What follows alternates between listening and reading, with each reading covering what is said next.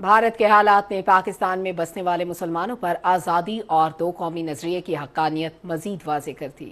تفصیل نورین ناصف سے۔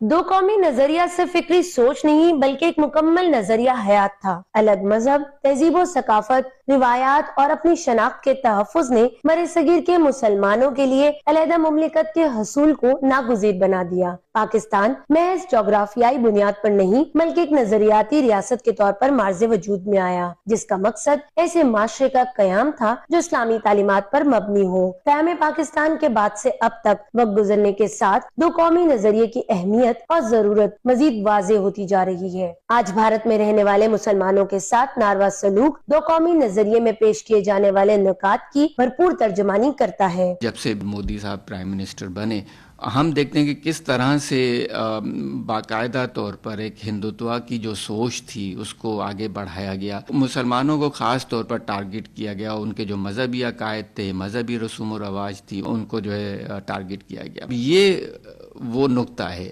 جہاں پہ ہمیں ریئلائز کرنا پڑتا ہے کہ دو قومی نظریہ کیوں ضروری تھا اور اس کے تحت بننے والی ریاست کیوں ضروری تھی، کہ آج کے جو مسلمان جو ہندوستان میں رہ رہے ہیں وہ بھی کم از کم اس بات کا ان کو بھی احساس ہے، ریئلائز کر رہے ہیں کہ اس وقت مودی گورنمنٹ کے انڈر ان کے اوپر کتنا پریشر ہے، ان کی زندگیاں کس طرح سے اجیرن ہوئی ہیں۔ ہندوتوا کا نظریہ بھارت کے مسلمانوں کا آزادی کا حق سلب کیے ہوئے ہے۔ پاکستان کو بھی پھلتا پھولتا نہیں دیکھ سکتے، جس کے باعث پاکستان پر زبردستی کی جنگ مسلط کی۔ لیکن مارکہ حق نے یہ ثابت کیا کہ انتھک محنت اور جدوجہد سے حاصل کردہ وطن ہمارے لیے انمول ہے اور اس پر آنچ بھی نہیں آنے دیں گے۔